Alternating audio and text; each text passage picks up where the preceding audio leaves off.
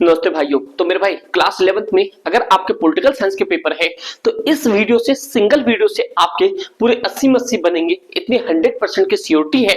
But एक चीज करना, आप इस वीडियो को एंड तक देख लेना, आपका पूरा का पूरा भाई सच इतनी 110% गारंटी देता हूं मैं आपको कि क्लास 11th में पॉलिटिकल साइंस में 80 में से 80 होंगे आपके। ये इंग्लिश मीडियम का वीडियो है, हिंदी मीडियम का ऑलरेडी एक दिन पहले अपलोड हो चुका है। तो मेरे भाई इस वीडियो में आपको इंपॉर्टेंट टॉपिक इवन इसके साथ साथ इंपॉर्टेंट क्वेश्चंस जो प्रीवियस ईयर हजारों बार रिपीट हुए हैं। तो मेरे भाई आप लोग रेडी रहो, पूरा पूरा पेपर आपको यहीं से बनेगा, इतनी 100% की श्योरिटी है। तो चलो भाई सबसे पहले मैं आपको डिस्कस करके बताता हूं कि एक्चुअल में ये आपका 3 घंटे का पेपर सबको पता है।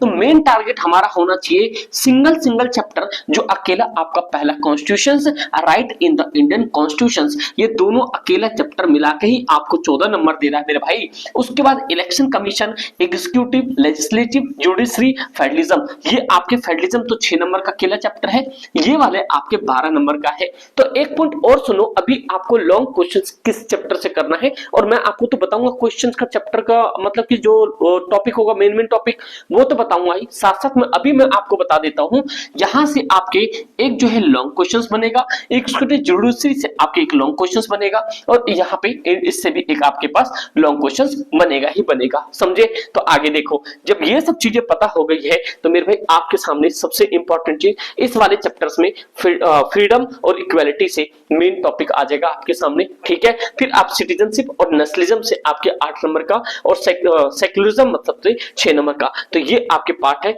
चलो पढ़ ले फटाफट से, आपके सामने पहला चैप्टर आता है। अब पहला चैप्टर मेरे भाई ये है आपके सामने कॉन्स्टिट्यूशन व्हाई एंड हाउ। मेरे भाई ये पहला है व्हाई एंड हाउ। यहां से आपके बहुत सारी चीजें, पहली बात तो आपके यहां से एमसीक्यू भी बनेगा और सेशन रीजन भी बनेगा, ध्यान सुनना, बहुत सारा टर्म्स है और आपके यहाँ पे कंसेप्ट भी क्लियर होंगे, बस सिंगल वीडियोस आपको पूरा पास करवाएगी। तो चलो शुरू हो जाते फटाफट से। मेरे भाई ये जो क्वेश्चन है आपके सामने, पहली बात आप तो सबसे पहले देखो यहाँ पे कि नीड ऑफ कॉन्स्टिट्यूशन हमें क्यों क्यों पड़ती है, ये आप सबसे पहले ये वाला टॉपिक ना तैयार करो। आप यहाँ पे नीड ऑफ कॉन्स्टिट्यूशन, कॉन्स्टिट्यूशन की नीड क्यों होती मेरे भाई, ये होती आपको कोई भी चीज का भरोसा दिलाने के लिए, ये बेसिक लॉ तैयार करने के लिए, fulfil aspiration of peoples and create conditions for the just society. मेरे भाई इसलिए हमें क्या है कॉन्स्टिट्यूशन की नीड पड़ती है। फिर इंपॉर्टेंट चीज हमारे पास सोर्स ऑफ कॉन्स्टिट्यूशन क्या है, हमने ब्रिटिश कॉन्स्टिट्यूशन से बहुत सारी चीजें ली है, अमेरिका से ली है, कॉन्स्टिट्यूशन कनाडा से लिया है,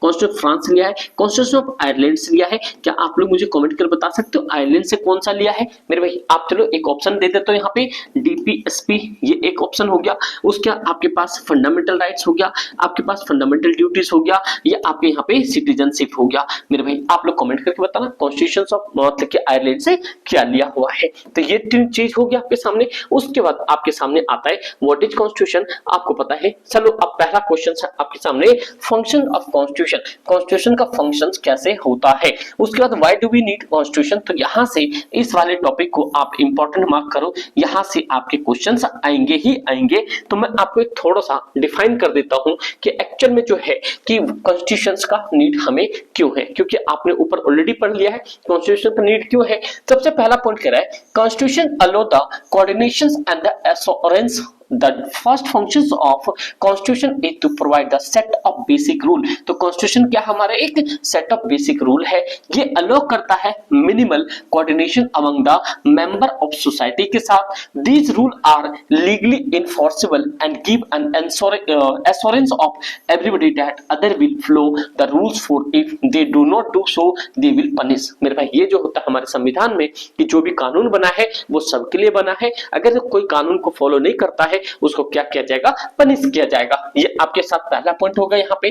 फिर कह रहा है सेकंड फंक्शन है यहाँ पे constitution is to specify who has the power to make the decision in the society. Constitution decided how to government will the constitute and the decided who get decided what the law will be and in the Indian constitution. Example कह रहा है specify करना, most instance of parliament gets the decide law and the policies and the parliament itself organise a particular manner. क्या होता है इसके साथ साथ में कि जितने भी हमारे कॉन्स्टिट्यूशंस में जो पार्लियामेंट्स होते हैं ये सारे क्या होते हैं, कोई भी कानून बनाता है ये एक सेट ऑफ रूल तैयार करता है, इसको क्या करते हैं वो लोग लागू करते हैं। ठीक है भाई, ये हो गया। इसका तीसरा पॉइंट आपके सामने आ गया, फोर्थ आ गया, मतलब आपके सामने वो जो क्वेश्चन है वो बहुत ज्यादा जरूरी है, समझे मेरे भाई।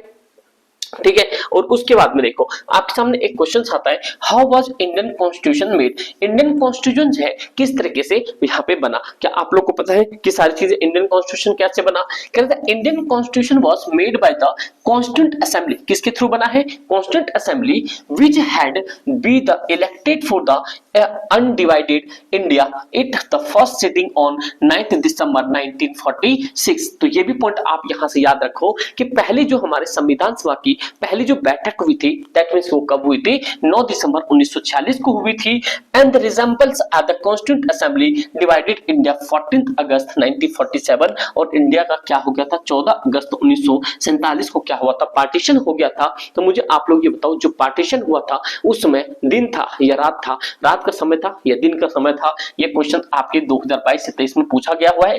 ठीक है। It members were elected the in direct elections bye the member of provisional legislative assembly. तो यहां से आपके क्या बन जाएगा, एक एमसीक्यू बनेगा कि उस समय जो मेंबर थे वो जो मेंबर थे इलेक्ट हुए थे कैसे, indirect election by the member of provisional legislative assembly. This provisional legislative assembly had been established 1935 के थ्रू। समझे मेरे भाई। तो ये आपके सामने हो गया गवर्नमेंट जो ब्रिटिश कैबिनेट था known as a cabinet mission, क्योंकि इसी ने हमें क्या था कंप्लीटली अप्रूवल दिया था कॉन्स्टिट्यूशन बनाने का। समझे मेरे भाई। ये हो गया कंपोजिशन ऑफ द कॉन्स्टिट्यूशन। आप देखो भारत के संविधान में आप जानते हो कॉन्स्टिट्यूशन बनाने के लिए बहुत सारा मतलब मसला था।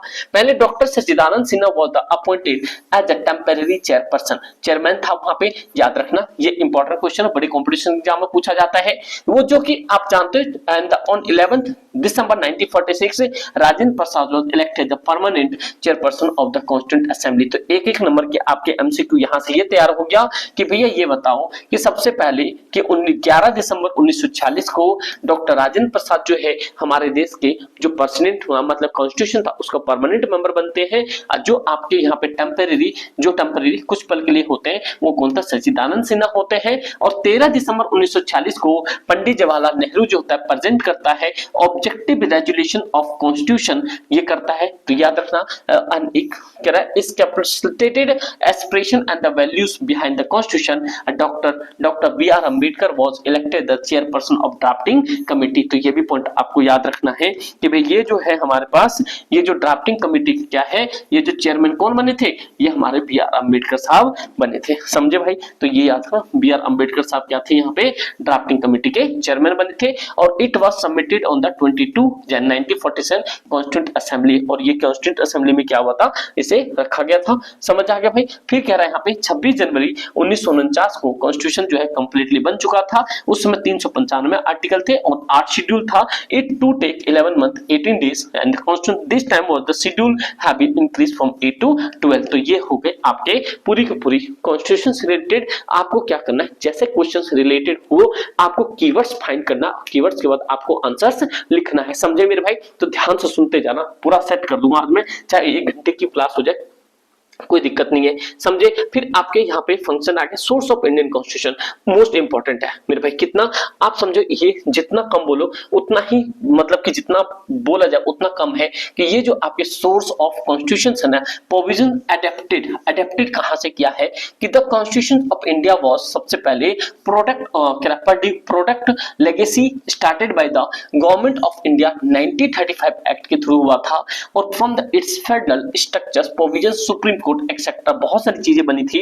उसके बाद में हमने जो इंपॉर्टेंट चीज लिया है, जो ब्रिटिश के कॉन्स्टिट्यूशन से क्या क्या लिया है, फर्स्ट पोस्ट पास सिस्टम। अब इसको इंपॉर्टेंट मार्क करो, ये आपके लॉन्ग क्वेश्चंस होंगे। क्या भाई, ये लॉन्ग क्वेश्चंस बनेगा, लिख लो अभी आप कहीं पे, ये बनेगा आपके फर्स्ट पोस्ट पास्ट पे। समझे मेरे भाई। फिर हमें ये बोला गया कि भाई ये जो है क्या है, ये हमारे पार्लियामेंट्री गवर्नमेंट बनेगी और it idea of rule of law rule speakers in the legislature and it's law making method. तो जो भी चीज होगा हमें कानून बनाना होगा ब्रिटिश कॉन्स्टिट्यूशन के अकॉर्डिंग हमने लिया। और जो हमारा भारत का संविधान है ये वर्ल्ड का सबसे बड़ा लिखित संविधान है, रिटन कॉन्स्टिट्यूशन है, अनरिटन हमारे क्या है ब्रिटिश का है। फिर हमने क्या लिया भाई, फिर हमने यूएसएस लिया, द यूएसए कॉन्स्टिट्यूशन से क्या लिया, ये हमने लिया यहाँ पे फंडामेंटल राइट्स। क्या ले भाई फंडामेंटल राइट्स, ये आपको पता होना चाहिए। तो अभी जो हमारे पहले शुरुआत में फंडामेंटल राइट्स थे वो 7 थे, बट राइट नाउ हमारे पास 6 फंडामेंटल राइट्स है। ये जो एक माइनस हुआ है ये आपके राइट टू प्रॉपर्टी का हुआ है। पहले ये आर्टिकल नंबर किस में था, ये आर्टिकल 31 में था, बट अब ये हटके किस में आ गया, 300A में आ गया है। तो कभी कभी क्वेश्चन ये पूछ लिया जाता है, समझे दोस्त। उसके बाद आपके सामने आ जाता है, फिर उसमें इंपॉर्टेंट चीज ये हुई है कि याद रखना कभी भी जो preambles and the preambles and the preamble and the independence of judiciary, ये इंडिपेंडेंस ऑफ जुडिशरी भी क्या है, हमने यूएसए के कॉन्स्टिट्यूशन से लिया है और प्रिम्बल भी वहीं से लिया है। मोस्ट इंपॉर्टेंट मेरे भाई, आपके बड़े लेवल पे भी यहां से क्वेश्चन पूछा जाता है। फिर अगला आता है आयरलैंड से, जो मैंने आपकी शुरुआत से पूछा था कि कमेंट करके बताना, the directive principles of the state policies state and the provisions of nominated member in Rajya Sabha, the principles of independent equality and fraternity. ये भी पॉइंट याद रखना, कभी कभी क्वेश्चन पूछ देता है। आयरलैंड से हमने क्या क्या लिया है, तो आयरलैंड से मेरे भाई इक्वालिटी एंड फ्रेटर्निटी, ये भी चीजें लिया है हमने, समानता और भाईचारा, समझे मेरे भाई। और डीपीएसपी तो हमने लिया है, फेवरेट क्वेश्चन सब है एग्जामिनर के ये वाले, ठीक है। उसके बाद आप आ जाओ यहाँ पे, द कॉन्स्टिट्यूशन ऑफ कनाडा से क्या लिया, क्वासी फेडरल, जो अर्ध संज्ञात्मक होता है। एक तो सीधा फेडरल होता है, एक क्वासी फेडरल मतलब अर्ध संज्ञात्मक होता है, जहां पे हमारे दोनों चीजें होते हैं, पीएम भी होता है और प्रेसिडेंट भी होता है। और जो सिंपल फेडरल है तो वहां पे सिर्फ पीएम होते हैं, समझे। तो ये भी इंपॉर्टेंट है, यहाँ से आपके लॉन्ग क्वेश्चन 2024 में बने थे, पिछले इससे पहले जो सवाल हुआ था। फिर उसके बाद आपके सामने क्वेश्चन आता है, Indian constitution also called the bag of borrowing. Indian constitution को क्या कहा जाता है, बैग ऑफ बोरोइंग। ये जो आप देखोगे 24 में, यहां से आपके लॉन्ग क्वेश्चंस बने थे। In which various provisions had been borrowed but the borrowing this ideas was not the slavish imitation, the provisions has been done to context of Indian circumstances. ये यानी कि हमने लिया और सेम टू सेम कॉपी कर दिया, हमने अपने इंडियन सर्कमस्टांसेस के अकॉर्डिंग इस चीज को यहाँ पे अप्रूव किया। फिर मेरे भाई ये हो गया, provision of Indian constitution had to depend on ground and it was suited to Indian context and problem aspirations. India was extremely lucky to have the assembly that the institute being procedurals and its lookout could be the best available। और यही चीज है कि Canada से हमने सारी चीजें ली और भारत के साथ भारत में बहुत सारी चीजें ऐसी थी जो क्वासी फेडरल के बाद में बहुत सारी चीजें ऐसा चेंज हुआ कि कुछ लेवल पे प्रेसिडेंट के हाथ में चला गया। जैसे आपके जो इमरजेंसीज है, 3 इमरजेंसी है, आर्टिकल 352, 356, 360 आप जानते हो, नेशनल इमरजेंसी, इंटरनली और फाइनेंशियली, ये सारी चीजें। अभी क्वेश्चन देखेंगे मेरा, पूरा पेपर आपको यहीं से बनता हुआ नजर आएगा। आपके सामने एमसीक्यू आ चुका है, आई थिंक आप इसका आंसर बता सकते हो। तो चलो मेरे भाई, ये कह रहा है how many fundamental rights person have in the Indian constitution. आप लोग ही बहुत समझदार हो, ये छोटा सा प्यारा सा क्वेश्चन आपके लिए है। प्लीज क्या आप लोग मुझे इसका कमेंट करके बता सकते हो, how many fundamental rights of person have the Indian constitution, कितने फंडामेंटल राइट्स। और मेरे भाई इस क्वेश्चन का आंसर एक भी % गलत मत करना, जितने हमारे सिर से नहीं हो, क्योंकि आपको मैं ऑलरेडी कंसेप्ट बता चुका हूं। समझ आ गया मेरे भाई? अगर यहां तक देखो, अगर लाइक नहीं किया क्या कर सकते हैं, कोई बात नहीं, बट सब्सक्राइब कर लो, जिसके क्लास 12 पर 95 का ऊपर हम ले चले, ठीक है। ये आपके एमसीक्यू। हम आते हैं यहाँ पे अर्सेशन रीजन भी। अर्सेशन रीजन आपको देखा जाए तो आप यहाँ पे क्या अर्सेशन रीजन समझा सकते हो, ठीक है। चलो बाद में देखेंगे अर्सेशन रीजन का, पहले आपके लॉन्ग क्वेश्चंस पे आ जाते हैं, ठीक है।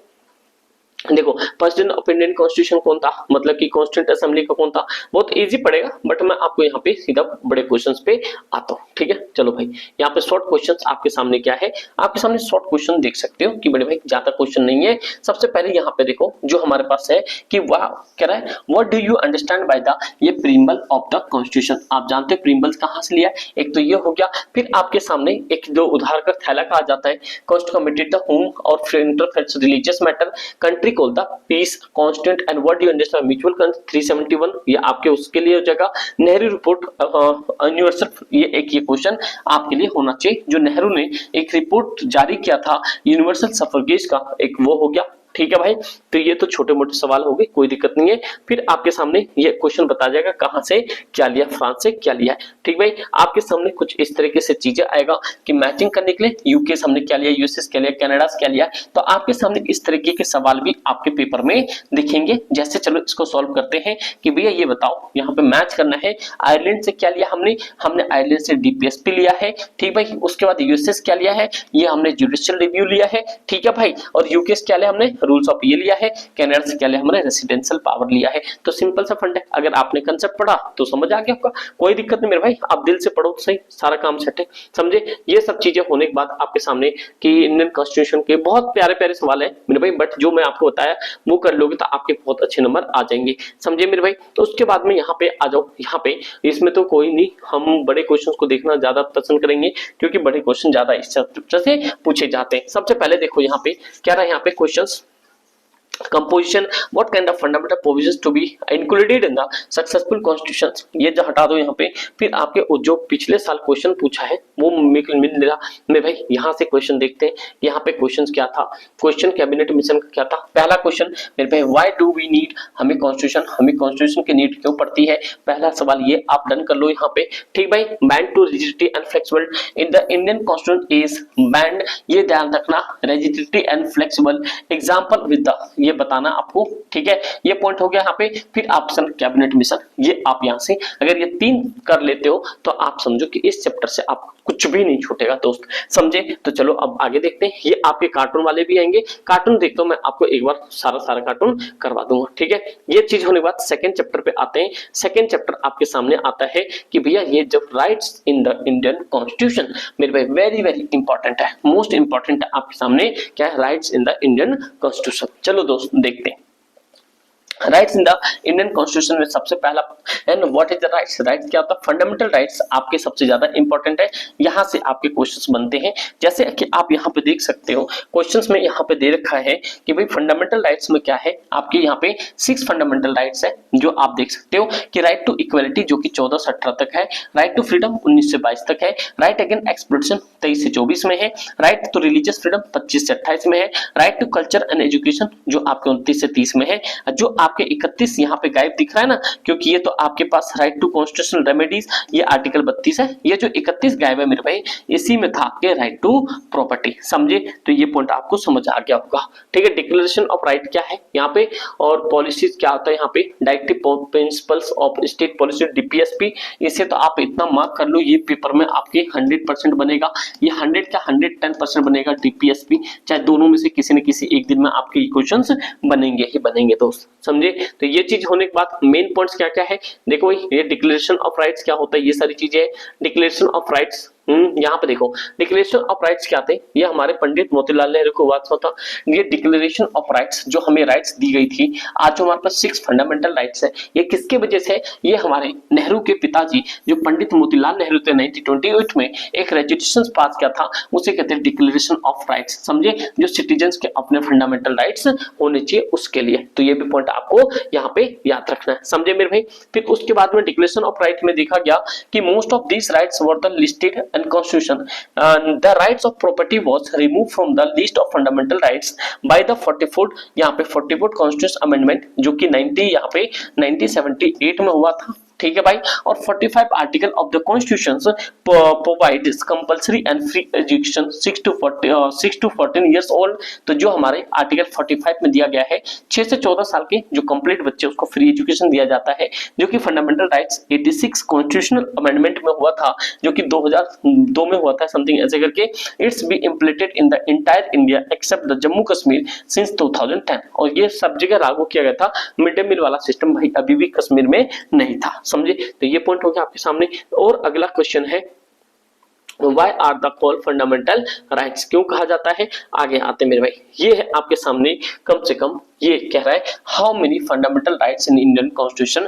आप ये फंडामेंटल राइट्स जो है यहाँ इसका टॉपिक तैयार करो, और इसका टॉपिक से आपके पेपर में 100 का 10,000% आपके पेपर बनेगा ही दोस्त। समझे, तो जैसे आपको मैंने बता दिया राइट टू इक्वलिटी जो कि 14 से 18 में होता है, राइट टू फ्रीडम ये आपको सारी चीज बता दिया है। अगर आपके क्वेश्चंस आ जाते हैं तो कभी न कभी आपके अगेंस्ट उसके आते हैं, ये एक्सप्लॉइटेशन के क्वेश्चन आपके आ जाते हैं। ठीक है, जैसे कि कोई किसी को दुकान पे काम करवा रहा है, इस तरीके की चीजें आपको पूरी ब्रीफ दे रखा है, पूरी सारी चीजें दे रखा है। 14 को बता रखा है, 14 में क्या क्या है। 15 को बता रखा है discrimination not against the citizen and the ground religious पे करना चाहिए। 16 पे आपको shall be equality opportunities to all citizen no matter the relating in employment, मतलब 16 में ये बोला कि अगर किसी भी चीज के लिए तो आप सभी को एक जैसा अधिकार देना चाहिए। 17 वाला आपके लिए बहुत ज्यादा इंपॉर्टेंट है क्योंकि एग्जामिनर का 17 मतलब फेवरेट है। ये untouchability and abolish its the practice in the any form of forbidden of the enforcement any disability arise of the untouchability shall be the offence punishable according to the law, मतलब आप किसी के साथ मतलब भेदभाव नहीं कर सकते, घृणा नहीं कर सकते। ये कानून के अकॉर्डिंग क्या है मेरे भाई, ये बहुत ज्यादा दुखदायक चीज है। अबोलिश ऑफ द टाइटल, सारे टाइटल हटा दिए गए। ये राइट टू फ्रीडम आपके 19 से 22 में बोला गया है। 19 से आपके protection of certain rights regarding freedom of speech shall be the have to rights, आपके फ्रीडम टू स्पीच है, एक्सप्रेस कर सकते हो बट नेगेटिव चीज नहीं, जिससे आज सोसाइटी में चल रहा है। एक शॉर्ट्स मैंने डाला उसे प्लीज जरूर देखना। Assemble peacefully and without arms, मतलब कहीं पे आप अपनी बात को रख सकते हो, ठीक है, without any arms. To form the associate with unions, union के साथ आप यूनियन बना सकते हो। Move the free through the territory of India, India किसी भी कोने में जा सकते हो। To reside settle in the part of the territory of India, कहीं भी जा सकते हो। जैसे सपोज करो आपको मैंने एग्जांपल बहुत पहले दिया, अगर आप मान लो कि नॉर्थ इंडिया में रहते हो, प्यार हो गया साउथ इंडियन से, तो भाई साउथ इंडिया भी जा सकते हो, कोई दिक्कत नहीं भाई। आपको सिंगल सिटीजनशिप थोड़ी ना, और सिंगल सिटीजन डबल सिटीजनशिप नहीं है आपके पास, तो ये सारी चीजें हैं। फिर आपके सामने आर्टिकल 20 है जो कि कॉन्स्टिट्यूशन दिखाता है protection respect of the convention of offence, but 11 और ये 21 आपके लिए बहुत ज्यादा इंपॉर्टेंट है। No one can be deprived his और हर पर्सनल लिबर्टी, क्या था भाई, आपकी स्वतंत्रता को कोई खत्म नहीं कर सकता, ये समझे यहाँ पे। फिर उसके बाद आता है राइट अगेंस्ट एक्सप्लॉइटेशन, ये 23 से 24 में आता है और ये भाई बहुत ज्यादा इंपॉर्टेंट है।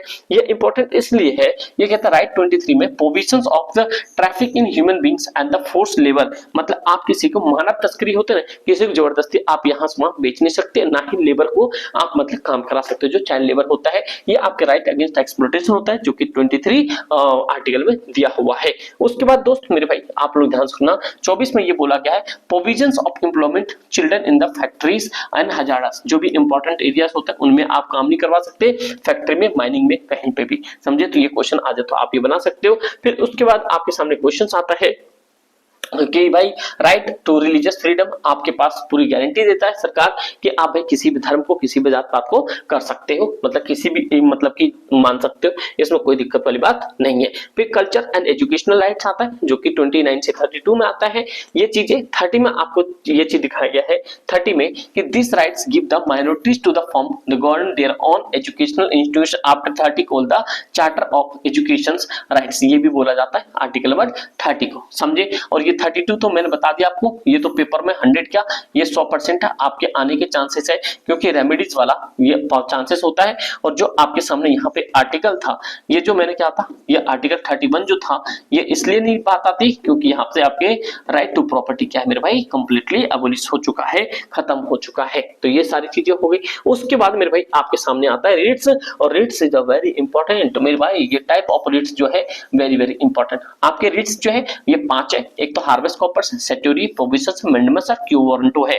तो ये सारी चीजें बहुत इंपॉर्टेंट है, ये बहुत बार पेपर में आपके पूछे जाते हैं, समझे।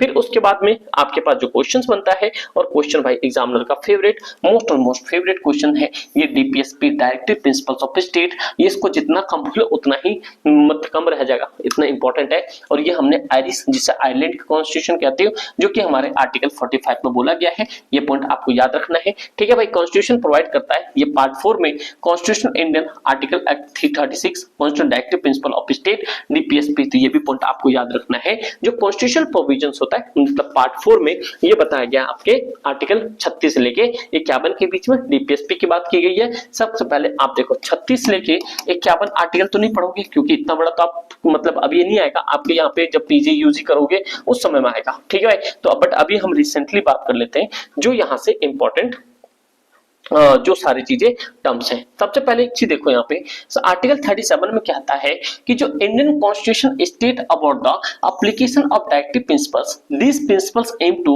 Ensure the social economic justice. ये एक चीज कहता है कि जो भी स्टेट होते हैं, जो भी पीपल होते हैं, उनके वेलफेयर के लिए काम करना और वहां के सोशल इकोनॉमी को अच्छा करना, समझे। फंडामेंटल ड्यूटीज ऑफ इंडिया, आप जानते हो कि जो भारत के संविधान के 42वां अमेंडमेंट हुआ था मेरे भाई, वो कॉन्स्टिट्यूशन कॉन्स्टिट्यूशन में 1976 में हुआ था, और जो इसको बोला जाता है, इसको आप कह सकते हो कि मिनी कॉन्स्टिट्यूशन। क्या बोल सकते हैं यहाँ पे, ये आप यहाँ पे बोल सकते हो मिनी कॉन्स्टिट्यूशन इसे बोला गया था।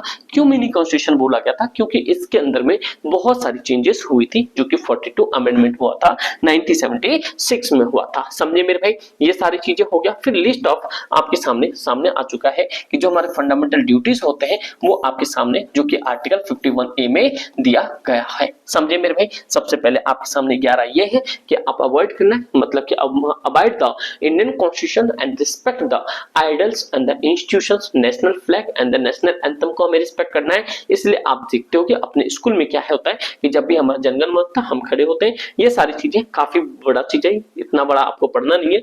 जो मेन टॉपिक है आपके सामने डीपीएसपी मेन टॉपिक है, इसको आपको पढ़ के जाना है। इसके 1000% मार्क कर लो, यहाँ से पेपर आपके बनेंगे। समझे मेरे भाई, तो ये आपके सामने डीपीएसपी हो गया। उसके बाद आपके सामने डीपीएसपी के बाद आपके सामने आता है relation between directive elements and fundamental rights. ये तो आप कर सकते हो, policy difference between the directives and fundamental rights, इसे हटाते हैं। फिर आपके सामने क्वेश्चंस इस तरह के आते हैं। तो ये देखो, सबसे पहले क्या क्वेश्चन आ गया, how many fundamental rights are this in Indian constitution. तो कितने constitution, how many fundamental rights are the Indian constitution, कितने फंडामेंटल राइट्स है आप बता सकते हो। 14 से लेकर कहां तक है, 35 तक है, 32 तक है, ठीक है। ये हो गया। तो चलो बड़े क्वेश्चंस पे आते हैं, ठीक है। समझ आ रहा मेरे भाई, तो ये सारी चीजें प्लीज करते जाओ ना। जो चीज बता रहा हूँ आपको इसी तरह क्वेश्चंस आएगा, इधर उधर की चीजें नहीं आएगी, ठीक है। 2 मार्कर क्वेश्चंस में देखते हैं, 2 मार्कर क्वेश्चंस में क्या क्या आ सकता है। सबसे पहले आप डीपीएसपी के अंदर में छोड़ो, सबसे पहले आप ये देखो, what is the harbours corpus. आप इसकी पूरी कंप्लीट सेशन पढ़ना, ठीक है। लेजिस्लेटिव डायरेक्टिव प्रिंसिपल्स क्या होता है, एक तो ये सारी चीजें पढ़ के जाना, ठीक है। और ये what is the 21 article important क्यों हमारे संविधान के लिए, ये राइट टू लाइफ। आप लोग को एक पॉइंट और पता है क्या, जो आपके सामने यहाँ पे ये आर्टिकल जो 21 बोला आपने, ये तो आपने राइट टू लाइफ को बोल दिया। चलो भाई, जो आर्टिकल 21A है ये आपका क्या है, राइट टू एजुकेशन है। समझे, ये भी पॉइंट आपको याद रखना है। समझे, चलो भाई आगे देखते क्वेश्चन।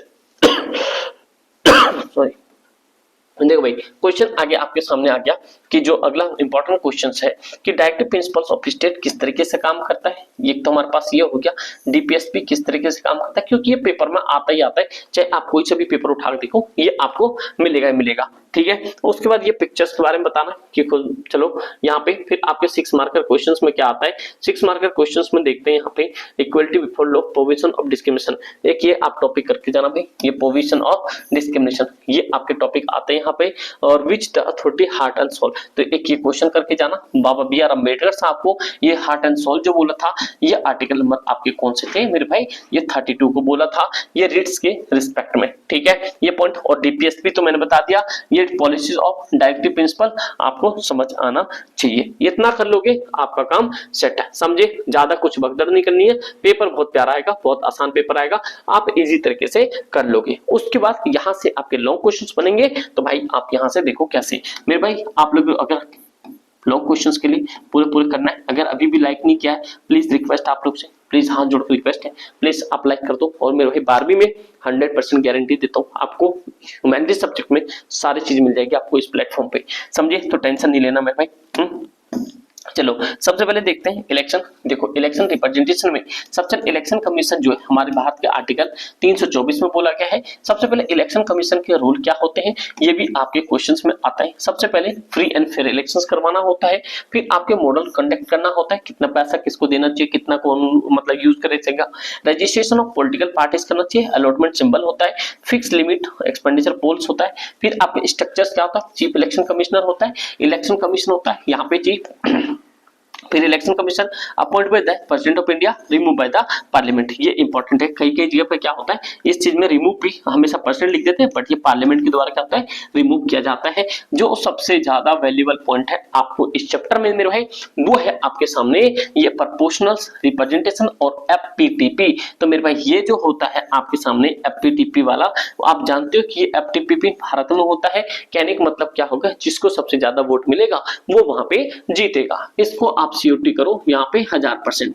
ठीक है क्या भाई, 1000% ये आपके आएंगे ही आएंगे। छोटे छोटे राज्यों से आपके पेपर में यहाँ से क्वेश्चंस बनता है। ठीक है, ये पॉइंट हो गया। यहाँ पे रिप्रेजेंटेटिव हो गया, टाइप ऑफ डेमोक्रेसी, ये आपके सामने इलेक्शंस हो गया, election democracy, election system in India. तो सबसे पहला इंपॉर्टेंट है ये election system in India, election system कैसे हमारे भारत में काम करता है मेरे भाई, ये हो गया। ठीक है, इलेक्शन रिप्रेजेंटेटिव क्या होता है ये आपको पता होना चाहिए। इलेक्शन कमीशन आपकी, मैं ये चीज एक बार पढ़ के बता देता हूँ कि जो हमारे भारत के, ये देखो ये जो है यहाँ पे कि according to article 324 constitution India there will be independent election commission होगा, जो कि कंस्टिट्यूट करेगा 3 मेंबर को। एक चीफ इलेक्शन होगा, इलेक्शन कमिश्नर होगा, दूसरा जो इलेक्शन कमीशन होगा जो सुकुमार सिंह पहले भारत के इलेक्शन कमिश्नर थे। ये हो गया। ये भाई साहब वेरी वेरी इंपॉर्टेंट, क्या मैंने बोला भी आपको, 1000% मतलब 1000% ये एफपीटीपी आपके आएंगे ही आएंगे, समझे। तो ये चीज कर लोगे। उसके बाद में फर्स्ट पोस्ट एक्सेप्ट क्यों किया गया था, किस चीज में होना चाहिए, एफ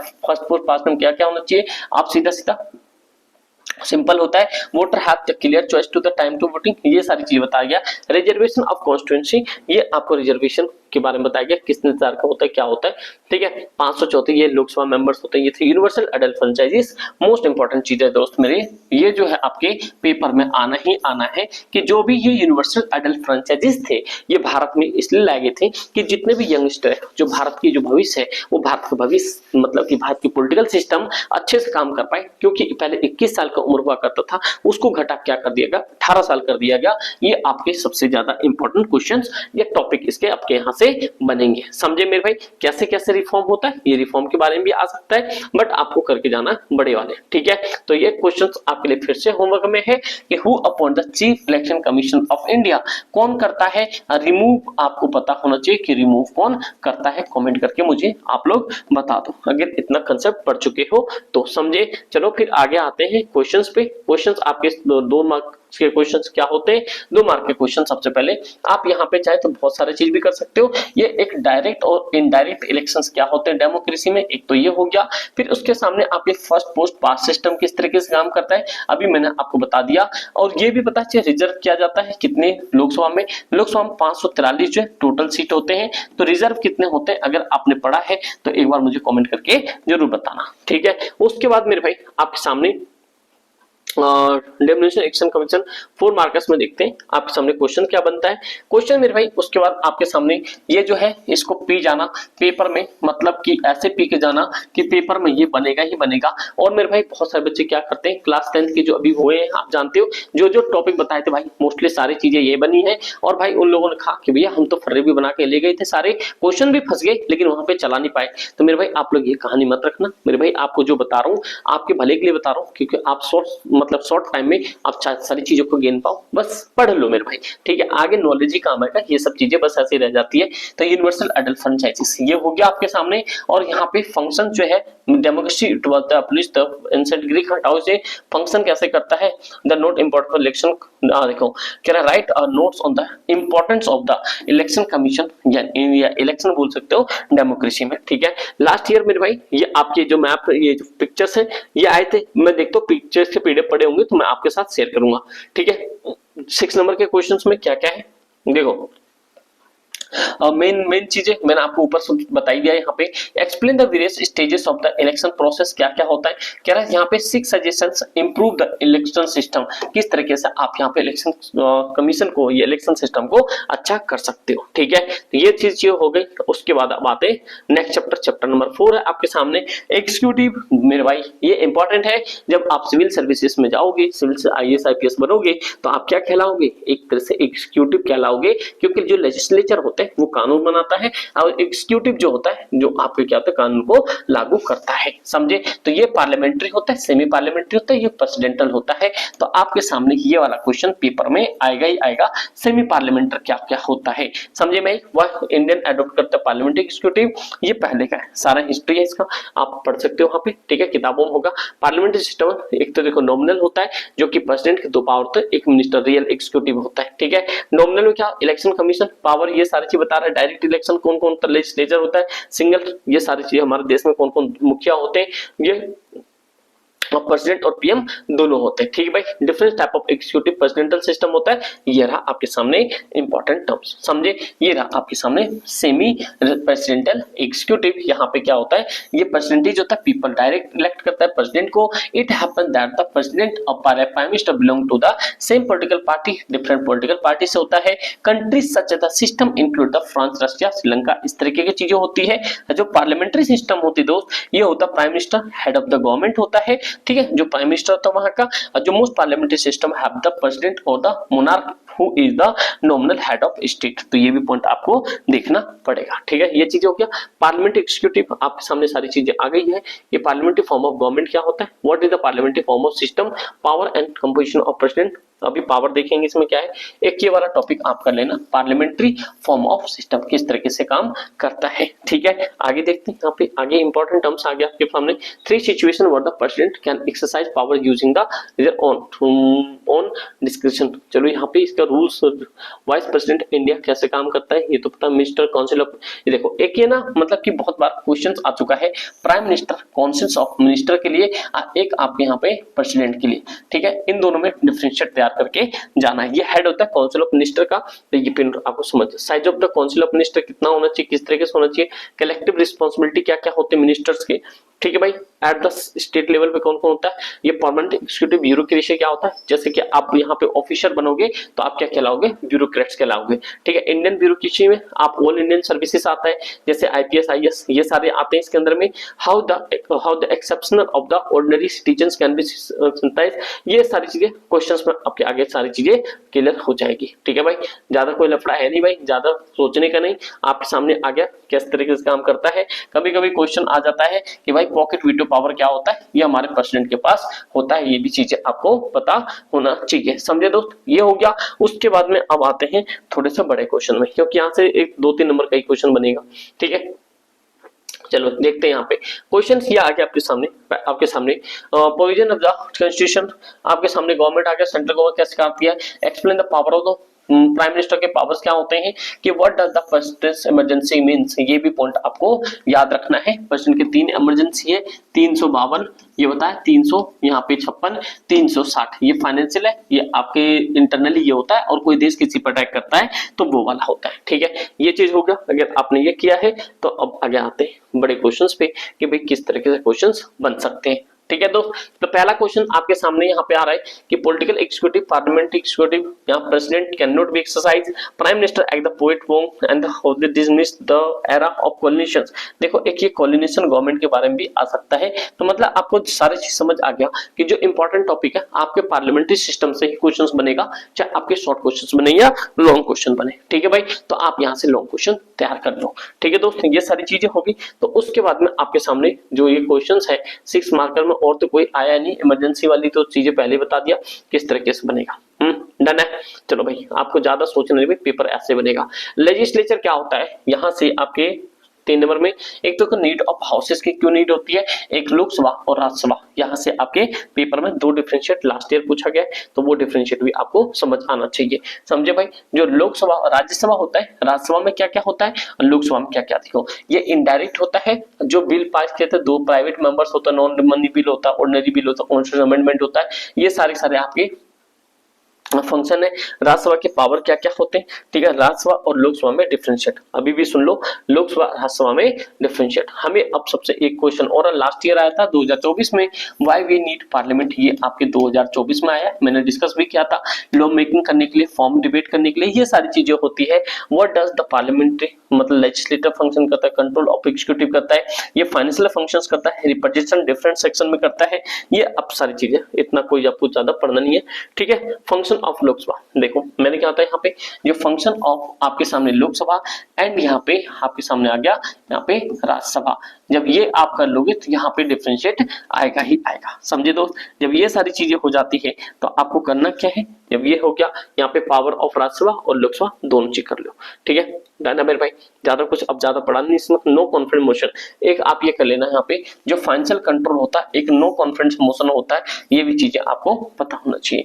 ये सारे टॉपिक्स यही है जो बार बार रिपीट हुए हैं पेपरों में, क्योंकि प्रीवियस के बेस पे ही मैं सारी चीजें आपको बताता हूँ, ये पॉइंट आपको पता होना चाहिए। समझे दोस्त, तो चलो देखते हैं फिर फटाफट से लोकसभा राज्यसभा की डिफरेंस कैरेक्टरिस्टिक्स है नहीं, बट बाइकैमरल लेजिस्लेटिव होता है। दो संज्ञात्मक होता है हमारे पास। बाइकैमरल लेजिस्लेटिव एक बार कर लो, कभी पता चले कि आ जाए तो क्या होता है। बाइकैमरल लेजिस्लेटिव मतलब आपके सामने विधानसभा भी है और विधान परिषद, मतलब कि जो असेंबली भी होता है और हमारे हाउसेस भी होते हैं, ठीक है। ये आपके कैरेक्टरिस्टिक्स ऑफ ये क्या हो गया, राज्यसभा और यहाँ पे लोकसभा। कौन सा भाई, यहाँ पे लोकसभा है ना, लोकसभा एलओ की, ठीक भाई, लोकसभा।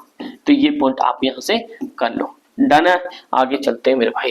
आगे आपके सामने 4 नंबर में क्वेश्चंस ये है कि भैया why we need parliament, parliament की हमें क्यों जरूरत पड़ता है, मेन फंक्शंस क्या है इसके, ठीक है। लोकसभा राज्यसभा के बीच में डिफरेंशिएट यहाँ पे कहीं पे दिया नहीं है, चलो कोई दिक्कत नहीं है। Need to the houses of parliament, Lok Sabha powerful than the Rajya Sabha. ये क्वेश्चन कर लेना, क्यों होता है कि जो हमारे राज्यसभा से ज्यादा पावरफुल क्या होता है, लोकसभा होता है। What is the main function of Lok Sabha और राज्यसभा, अगर आप इतना कर लेते हो तो आपका काम ये मेरे भाई सेट हो जाता है।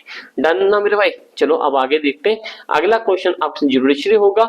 जुडिशरी से सीधा सीधा फंक्शन क्वेश्चन पूछा, अपॉइंटमेंट, जुडिशरी रिमूवल, ये करना है नहीं, हमें बात किस पे पढ़ना है।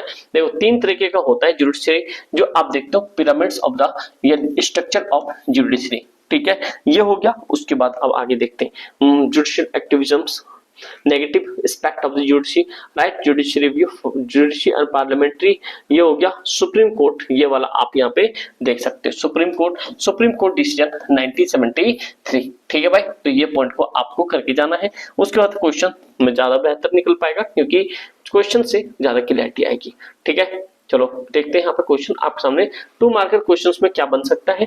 सबसे पहले क्वेश्चंस आपके सामने ये है कि who has been the filtered to the PIL, public integration litigation ना, इंटरेस्ट लिटिगेशन, एक तो ये आपके सामने क्वेश्चंस है। उसके बाद आपके सामने जो है यहाँ पे how judiciary can use power to article 32, किस तरीके से यूज कर सकता है। रीड्स आपको मैंने पिछले चैप्टर में बताया रीड्स क्या है, किस तरीके से काम करता है। फिर उसके सामने आपके सामने क्वेश्चंस आता है यहाँ पे, describe the process removal the post of जज द सुप्रीम कोर्ट। रीड्स के बारे में आप जरूर पढ़ के जाना, ठीक है। ये question structure of Indian pyramids, एक ये क्वेश्चन आप कर लेना, किस तरीके से पिरामिड्स होते हैं, कितने कितने हमारे सुप्रीम कोर्ट हाई कोर्ट होते हैं, ठीक है, उस लेवल पे काम करते हैं। पब्लिक इंटरेस्ट लिटिगेशन, ये शब्द मैंने बताया आपको कितना इंपॉर्टेंट है और पेपर के लिए तो बहुत ज्यादा इंपॉर्टेंट, ठीक भाई। फिर क्वेश्चन आता है सामने फेडरलिज्म, क्या फेडरलिज्म है, क्या दोस्त यहाँ पे फेडरलिज्म, फेडरल में क्या क्या होता है मेरे भाई। ये जो फेडरलिज्म होता है इसमें 2 लेवल ऑफ गवर्नमेंट होता है फेडरल गवर्नमेंट के अंदर में, अभी आगे पढ़ेंगे तो ज्यादा क्लियरिटी आ पाएगी।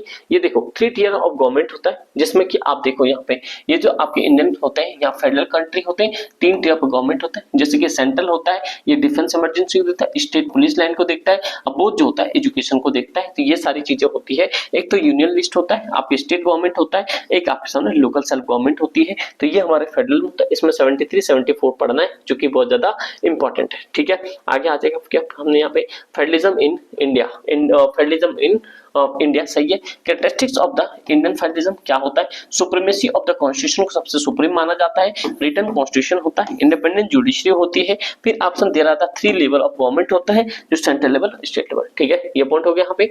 जो कि आपके सामने अगर बात करते हैं यूनियन लिस्ट में पहले जो था 100 था, अब यहाँ पे ये बचा है 60 और 52, ये हो गया, ठीक है भाई, समझ आ गया। नेक्स्ट पॉइंट पे चलते हैं, federal constitution India, characteristics of the solidary of Indian constitution, ये व्हाट द सेंट्रल गवर्नमेंट।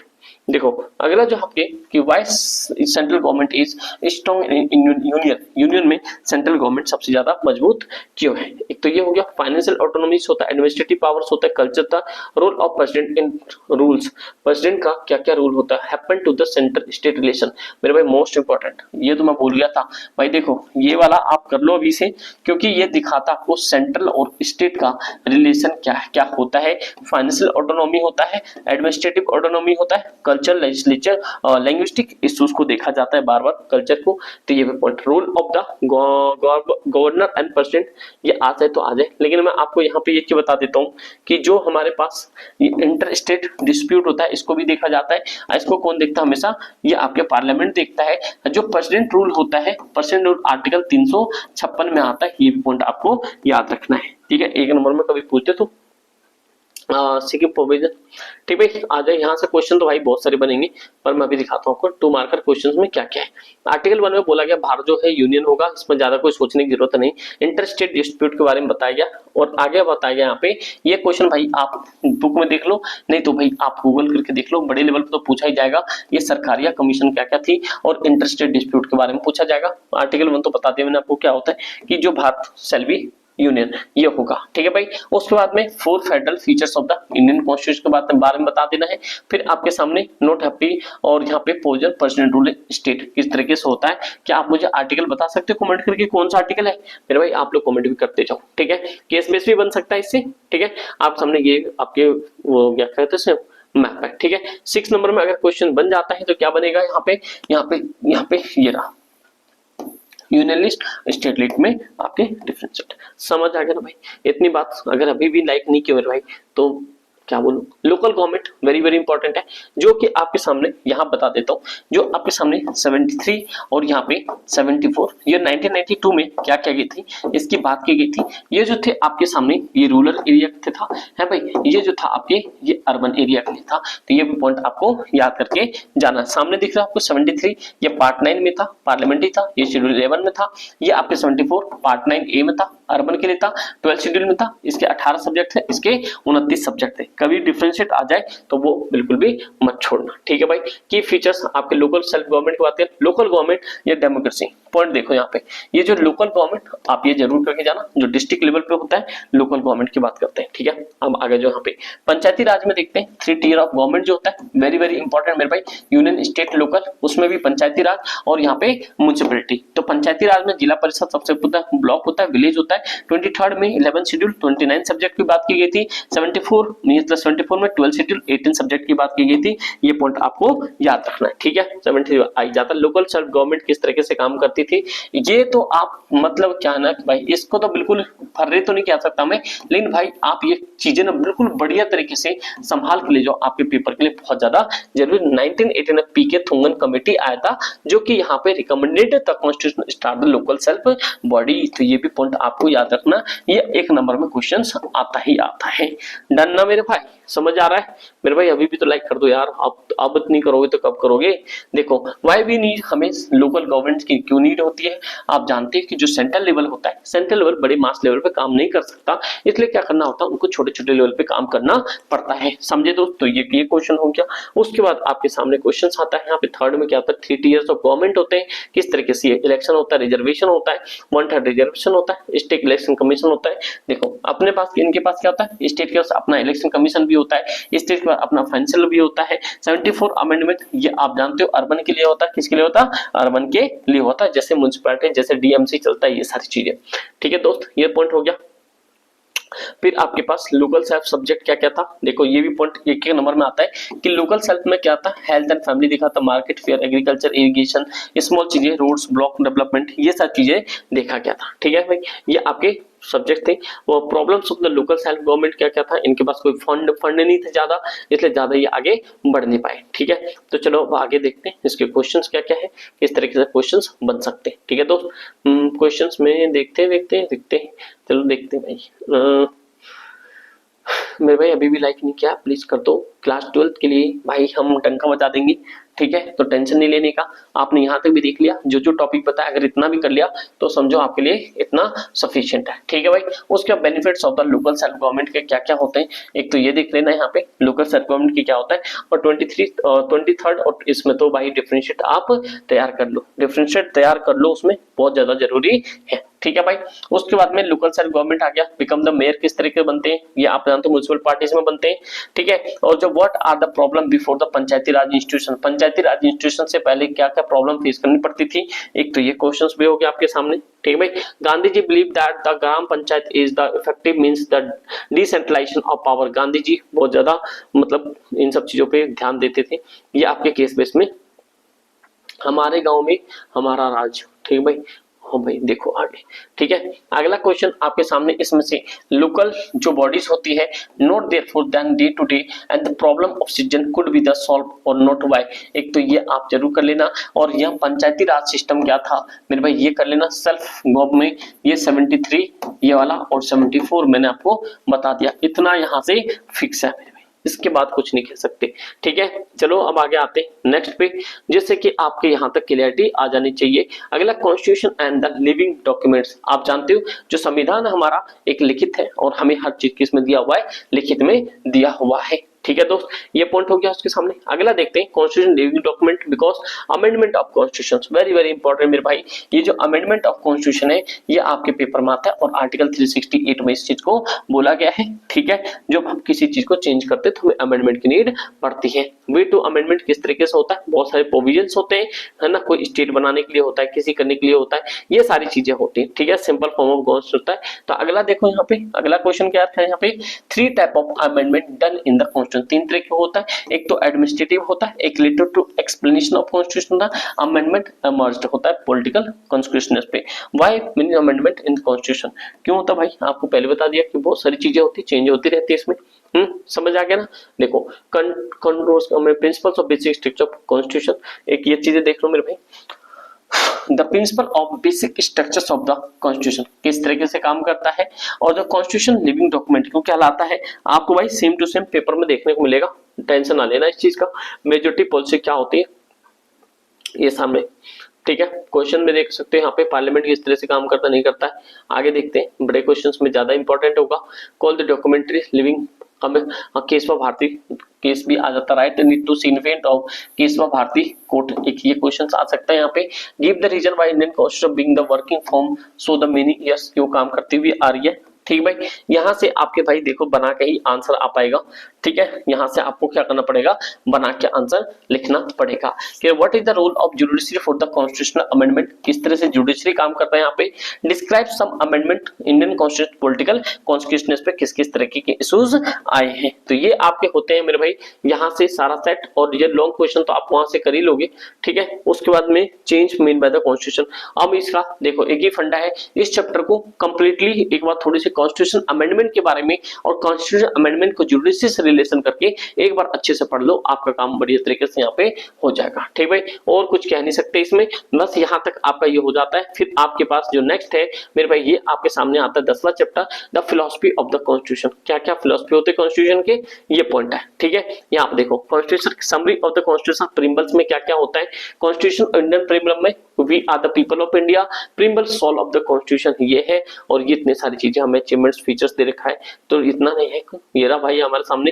कभी कभी आपसे क्या पूछता है, ये भी पूछ लेता पहले नंबर पे कौन सा भाई, ये जस्टिस बोलता है, लिबर्टी बोलता है, इक्वालिटी एंड फर्टर्निटी बोला जाता है। तो JL ये याद रखना, ER है ना, EF यहाँ पे justice liberty equality on fertility, ठीक है भाई। ये पॉइंट को देखा जाता है। Political philosophy of Indian constitution क्या क्या है, क्या क्या हमारे पॉलिटिकल फिलोसफी में दिया गया है। एक तो सिंगल सिटीजनशिप होनी चाहिए, फंडामेंटल ड्यूटीज होनी चाहिए, फंडामेंटल राइट्स होनी चाहिए, फेडरल गवर्नमेंट होती है, यूनिटी डाइवर्सिटी होती है, DPSP होना चाहिए, फ्लेक्सिबल रिजिडिटी होती है, पार्लियामेंट्री फॉर्म ऑफ गवर्नमेंट होना चाहिए। ये हमारे ये मेन फंक्शंस है किसके, फिलोसफी है हमारे किसके भाई, ये हमारे पार्लियामेंट के, क्योंकि कॉन्स्टिट्यूशन के अगर ये नहीं होता तो मे भी हम लोग सही से काम नहीं कर पाते, समझे भाई। क्रिटिसिज्म ऑफ द कॉन्स्टिट्यूशन, आप जानते हैं क्रिटिसिज्म तो होता ही है। Major limitation of Indian constitution क्या क्या है, इट्स वेरी सेंट्रलाइज्ड है, कंसेप्ट यूनिटरी फॉर्म पे होता है, सोशल इकोनॉमिक सब चीज को देखा जाता है। ये सारी चीजें आपके सामने, समझे भाई। जो एक नंबर के बड़े नंबर के क्वेश्चंस बन सकते हैं, ये नेशनल एंथम, ये सारी चीजें हो गया। 4 नंबर राइट फिर इंडियन कॉन्स्टिट्यूशन। देखो दोस्त अगला आ गया आपके सामने, right 4 values of the describe in the process prelims कह रहा हूँ, प्रिंसिपल्स ऑफ कॉन्स्टिट्यूशन के बारे में दिखाना है, ठीक है। ये हो गया इंडियन कॉन्स्टिट्यूशन कैरेक्टरिस्टिक्स, ज्यादा कुछ इसका लफड़ा है नहीं भाई, ठीक है। जब ये चीजें हो गई है तो और देखिए क्या क्वेश्चन, देखो अगला क्या रहा है यहाँ पे कि the philosophy of the Indian constitution, political philosophy in limitation of the Indian Indian constitutions and what will be the your contribution you become the member of the any constituent assembly। आप किस तरीके से अपना force कर सकते हो। Try to read debates on the constitution assembly, read public doctor B R Ambedkar memorials. मेरे भाई आपको यहाँ पे क्वेश्चंस बना के लिखना पड़ेगा, कंसेप्ट बेस्ड क्वेश्चन आपके यहाँ पे आएगा, तो ये भी पॉइंट आपको याद रखना है। इतनी बात समझ आ गया, तो उम्मीद करता हूँ आपको भाई सारी चीज समझ आ गई होगी। इतना सारा ये पॉइंट्स था, ये सारे पॉइंट्स आने के बाद आप अच्छे से पेपर कर सकते हो। ये आपका बी पार्ट है पॉलिटिकल वाले, तो यहाँ से मैं बता दूं भाई ज्यादा इसमें कुछ नहीं, पॉलिटिकल थ्योरी बता रहा है, पॉलिटिकल थ्योरी में क्या क्या चीजें होती है, ह्यूमन बीइंग किस तरीके से काम करता है।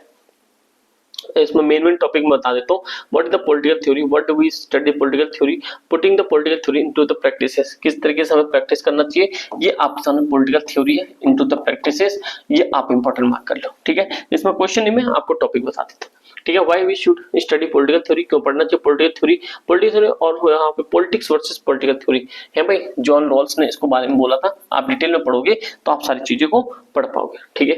इंपॉर्टेंस ऑफ द, ये तो क्वेश्चंस आ गए इसके सामने, मतलब इस वाली जो दूसरी बुक है ना भाई, दूसरी बुक 40 नंबर का है, लेकिन भाई क्वेश्चंस पता नहीं क्या आएगा, आड़ा टेढ़ा सा ही आएगा, ठीक है। ये भी पॉइंट याद रखना, जितने भी बड़े फिलोसफर, अरिस्टल था, प्लेटो था, रोसो था, ये कोटले था, कार्ल मार्क्स था, ये कार्ल मार्क्स के बारे में आप यहाँ से पढ़ के जाना, कार्ल मार्क्स इंपॉर्टेंट है, ठीक है। और कंसेप्ट बेसिक क्वेश्चंस आएगा यहाँ से, ये जो बड़े बड़े क्वेश्चंस आते हैं इसी बेस पर क्वेश्चंस पे बन के आपके आएंगे, तो ये भी पॉइंट आपको याद रखना, पॉलिटिकल सोसाइटी में किस तरीके से काम करता है।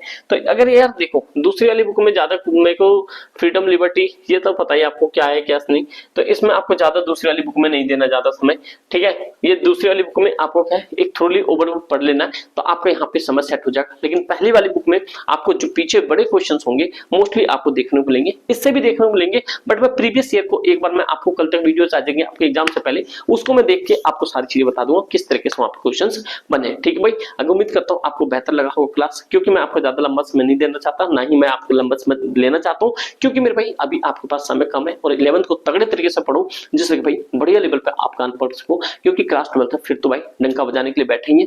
नए हो तो सब्सक्राइब कर लेना और व्हाट्सएप ग्रुप से जरूर जुड़ जाना। Thank you so much and जय हिंद।